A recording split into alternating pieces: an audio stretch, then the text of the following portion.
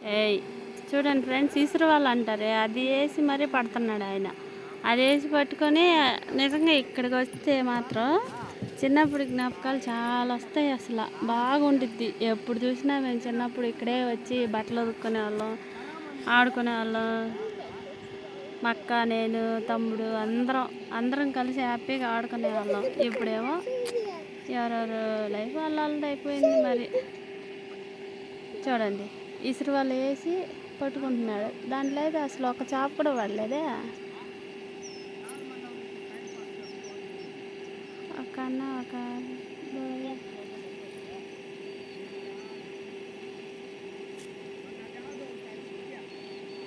చూద్దాం దాంట్లో పడ్డాయా లేదా అని.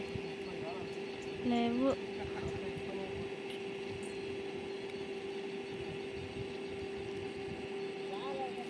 నేను వీడియోస్లో చూడడమే కానీ ఇసురు వాళ్ళ అదే అనేది ఇప్పుడు డైరెక్ట్గా చూస్తున్నా. అసలు మా చిన్న పాపను అయితే ఇంటి దగ్గరే వదిలేసి వచ్చాను. మా పెద్ద పాప అయితే నడుచుకుంటూ పరిగెత్తి వచ్చేసింది ఏడ్చుకుంటూ.